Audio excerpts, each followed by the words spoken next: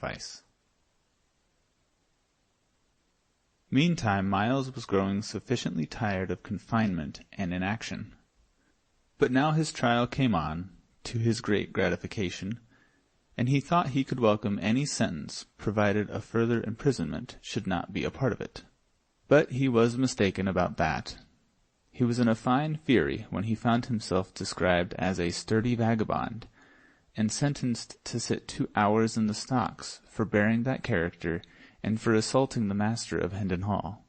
His pretensions as to brothership with his prosecutor, and rightful heirship to the Hendon honours and estates, were left contemptuously unnoticed, as being not even worth examination. He raged and threatened on his way to punishment, but it did no good. He was snatched roughly along by the officers, and got an occasional cuff besides for his irreverent conduct. The king could not pierce through the rabble that swarmed behind, so he was obliged to follow in the rear, remote from his good friend and servant. The king had been nearly condemned to the stocks himself for being in such bad company, but had been let off with a lecture and a warning, in consideration of his youth. When the crowd at last halted, he flitted feverishly from point to point around its outer rim, hunting a place to get through, and at last, after a deal of difficulty and delay, succeeded. There sat his poor henchman in the degrading stocks, the sport and butt of a dirty mob, he, the body-servant of the King of England. Edward had heard the sentence pronounced, but he had not realized the half that it meant. His anger began to rise as the sense of this new indignity which had been put upon him sank home. It jumped to summer heat the next moment, when he saw an egg sail through the air and crush itself against Hendon's cheek, and heard the crowd roar its enjoyment of the episode. He sprang across the open circle and confronted the officer in charge, crying, "For shame! This is my servant. Set him free. I am the—" "Oh, peace!" exclaimed Hendon, in a panic. "Thou'lt destroy thyself. Mind him not, officer. He is mad." "Give thyself no trouble as to the matter of minding him, good man. I have small mind to mind him. But as to teaching him somewhat, to that I am well inclined." He turned to a subordinate and said, "Give the little fool a taste or two of the lash, to mend his manners." "Half a dozen will better serve his turn," suggested Sir Hugh, who had ridden up a moment before, to take a passing glance at the proceedings. The king was seized. He did not even struggle, so paralyzed was he with the mere thought of the monstrous outrage that was proposed to be inflicted upon his sacred person. History was already defiled with the record of the scourging of an English king with whips. It was an intolerable reflection that he must furnish a duplicate of that shameful page. He was in the toils. There was no help for him. He must either take this punishment or beg for its remission. Hard conditions. He would take the stripes. A king might do that, but a king could not beg. But meantime Myles Hendon was resolving the difficulty. "Let the child go," said he, "ye heartless dogs. Do ye not see how young and frail he is? Let him go. I will take his lashes." "Marry, a good thought, and thanks for it," said Sir Hugh, his face lighting with a sardonic satisfaction. "Let the little beggar go, and give this fellow a dozen in his place. An honest dozen, well laid on." The king was in the act of entering a fierce protest, but Sir Hugh silenced him with the potent remark, "Yes, speak up, do, and free thy mind. Only mark ye that for each word you utter he shall get 6 strokes the more." Hendon was removed from the stocks, and his back laid bare, and whilst the lash was applied, the poor little king turned away his face and allowed unroyal tears to channel his cheeks unchecked. "Ah, brave good heart," he said to himself, "this loyal deed shall never perish out of my memory. I will not forget it, and neither shall they," he added with passion. Whilst he mused, his appreciation of Hendon's magnanimous conduct grew to greater and still greater dimensions in his mind, and so also did his gratefulness for it. Presently he said to himself, "Who saves his prince from wounds and possible death, and this he did for me, performs high service, but it is little, it is nothing, oh, less than nothing, when 'tis weighed against the act of him who saves his prince from shame. Hendon made no outcry against the scourge, but bore the heavy blows with soldierly fortitude. This, together with his redeeming the boy by taking his stripes for him, compelled the respect of even that forlorn and degraded mob that was gathered there, and its gibes and hootings died away, and no sound remained but the sound of the falling blows. The stillness that pervaded the place, when Hendon found himself once more in the stocks, was in strong contrast with the insulting clamor which had prevailed there so little a while before. The king came softly to Hendon's side, and whispered in his ear, "Kings cannot ennoble thee, thou good great soul, for one who is higher than kings hath done that for thee. But a king can confirm thy nobility to men." He picked up the scourge from the ground, touched Hendon's bleeding shoulders lightly with it, and whispered, "Edward of England dubs thee Earl." Hendon was touched. The water welled to his eyes, yet at the same time the grisly humor of the situation and circumstances so undermined his gravity that it was all he could do to keep some sign of his inward mirth from showing outside. To be suddenly hoisted, naked and gory, from the common stocks to the alpine altitude and splendor of an earldom seemed to him the last possibility in the line of the grotesque. He said to himself, "Now am I finely tinselled indeed. The spectre knight of the kingdom of dreams and shadows is become a spectre earl, a dizzy flight for a callow wing. And this go on, I shall presently be hung like a very maypole with fantastic gods and make-believe honors. But I shall value them, all valueless as they are, for the love that doth bestow them. Better these poor mock dignities of mine, that come unasked, from a clean hand and a right spirit, than real ones bought by servility from grudging and interested power." The dreaded Sir Hugh wheeled his horse about, and as he spurred away, the living wall divided silently to let him pass, and as silently closed together again, and so remained. Nobody went so far as to venture a remark in favor for the prisoner, or in compliment to him, but no matter. The absence of abuse was a sufficient homage in itself. A latecomer, who was not posted as to the present circumstances, and who delivered a sneer at the impostor, and was in the act of following it with a dead cat, was promptly knocked down and kicked out, without any words, and then the deep quiet resumed sway once more. End of chapter 28. Chapter 29. To London. When Hendon's term of service in the stocks was finished, he was released and ordered to quit the region and come back no more. His sword was restored to him, and also his mule and his donkey. He mounted and rode off, followed by the king, the crowd opening with quiet respectfulness to let them pass, and then dispersing when they were gone. Hendon was soon absorbed in thought. There were questions of high import to be answered. What should he do? Whither should he go?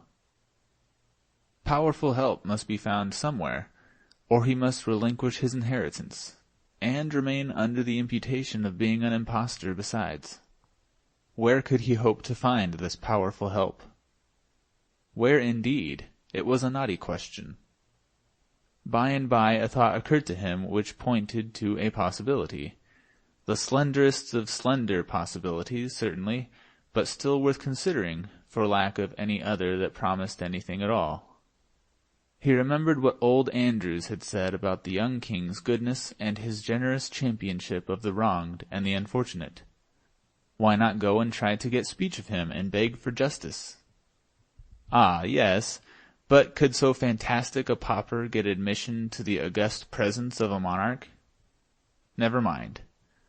Let that matter take care of itself. It was a bridge that would not need to be crossed till he should come to it. He was an old campaigner, and used to inventing shifts and expedients. No doubt he would be able to find a way. Yes, he would strike for the capital. Maybe his father's old friend, Sir Humphrey Marlowe, would help him. Good old Sir Humphrey, head lieutenant of the late King's kitchen, or stables, or something. Miles could not remember just what or which. Now that he had something to turn his energies to, a distinctly defined object to accomplish, the fog of humiliation and depression which had settled upon his spirits lifted and blew away, and he raised his head and looked about him. He was surprised to see how far he had come. The village was away behind him. The king was jogging along in his wake, with his head bowed, for he too was deep in plans and thinkings. A sorrowful misgiving clouded Hendon's newborn cheerfulness. Would the boy be willing to go again to a city where, during all his brief life, he had never known anything but ill usage and pinching want? But the question must be asked. It could not be avoided. So Hendon reined up and called out, "I had forgotten to inquire whither we are bound. Thy commands, my liege." "To London." Hendon moved on again, mightily contented with the answer, but astounded at it too. The whole journey was made without an adventure of importance, but it ended with one.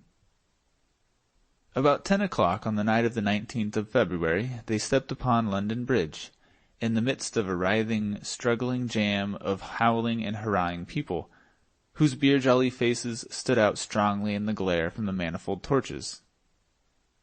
And at that instant the decaying head of some former duke or other grandee tumbled down between them, striking Hendon on the elbow, and then bounding off among the hurrying confusion of feet. So evanescent and unstable are men's works in this world. The late good king is but 3 weeks dead, and 3 days in the grave, and already the adornments which he took such pains to select from prominent people for his noble bridge are falling. A citizen stumbled over that head, and drove his own head into the back of somebody in front of him, who turned and knocked down the first person that came handy, and was promptly laid out himself by that person's friend. It was the ripe time for a free fight, for the festivities of the morrow, Coronation Day, were already beginning. Everybody was full of strong drink and patriotism. Within 5 minutes the free fight was occupying a good deal of ground. Within 10 or 12 it covered an acre or so, and was becoming a riot. By this time Hendon and the king were hopelessly separated from each other, and lost in the rush and turmoil of the roaring masses of humanity. And so we leave them. End of chapter 29. Chapter 30. Tom's Progress. Whilst the true king wandered about the land poorly clad, poorly fed, cuffed and derided by tramps one while, herding with thieves and murderers in a jail another, and called idiot and impostor by all impartially, the mock king Tom Canty enjoyed quite a different experience. When we saw him last, royalty was just beginning to have a bright side for him. This bright side went on brightening more and more every day. In a very little while it was become almost all sunshine and delightfulness. He lost his fears. His misgivings faded out and died. His embarrassment departed, and gave place to an easy and confident bearing. He worked the whipping boy mind to ever-increasing profit. He ordered my Lady Elizabeth and my Lady Jane Grey into his presence when he wanted to play or talk, and dismissed them when he was done with them, with the air of one familiarly accustomed to such performances. It no longer confused him to have these lofty personages kiss his hand at parting. He came to enjoy being conducted to bed in state at night, and dressed with intricate and solemn ceremony in the morning. It came to be a proud pleasure to march to dinner attended by a glittering procession of officers of state and gentlemen at arms, insomuch indeed that he doubled his guard of gentlemen at arms, and made them 100. He liked to hear the bugles sounding down the long corridors, and the distant voices responding, "Way for the king." He even learned to enjoy sitting enthroned state and council, and seeming to be something more than the Lord Protector's mouthpiece. He liked to receive great ambassadors and their gorgeous trains, and listen to the affectionate messages they brought him from illustrious monarchs who called him brother. Oh, happy Tom Canty, late of awful court! He enjoyed his splendid clothes, and ordered more. He found his 400 servants too few for his proper grandeur, and trebled them. The adulation of salaaming courtiers came to be sweet music to his ears. He remained kind and gentle, and a sturdy and determined champion of all that were oppressed, and he made tireless war upon unjust laws. Yet upon occasion, being offended, he could turn upon an earl, or even a duke, and give him a look that would make him tremble. Once his royal sister, the grimly holy Lady Mary, set herself to reason with him against the wisdom of his course in pardoning so many people who would otherwise be jailed, or hanged, or burned, and reminded him that their august late father's prisons had sometimes contained as high as 60,000 convicts at one time, and that during his admirable reign he had delivered 72,000 thieves and robbers over to death by the executioner. The boy was filled with generous indignation, and commanded her to go to her closet and beseech God to take away the stone that was in her breast and give her a human heart. Did Tom Canty never feel troubled about the poor little rightful prince who had treated him so kindly, and flown out with such hot zeal to avenge him upon the insolent sentinel at the palace gate?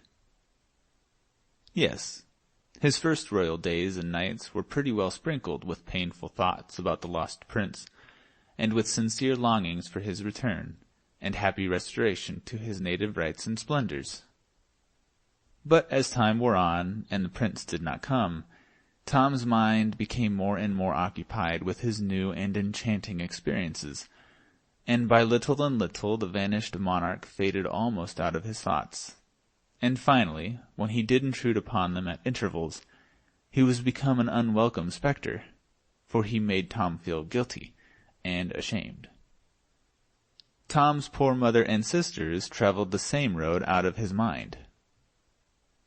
At first he pined for them, sorrowed for them, longed to see them, but later he thought of their coming some day in their rags and dirt, and betraying him with their kisses, and pulling him down from his lofty place, and dragging him back to penury and degradation and the slums, made him shudder. At last they ceased to trouble his thoughts almost wholly, and he was content, even glad. For whenever their mournful and accusing faces did rise before him now, they made him feel more despicable than the worms that crawl. At midnight of the 19th of February, Tom Canty was sinking to sleep in his rich bed in the palace, guarded by his loyal vassals, and surrounded by the pomps of royalty. A happy boy, for tomorrow was the day appointed for his solemn crowning as King of England. At the same hour, Edward, the true king, hungry and thirsty, soiled and draggled, worn with travel, and clothed in rags and shreds, his share of the results of the riot, was wedged in among a crowd of people who were watching with deep interest certain hurrying gangs of workmen who streamed in and out of Westminster Abbey busy as ants. They were making the last preparation for the royal coronation. End of chapter 30.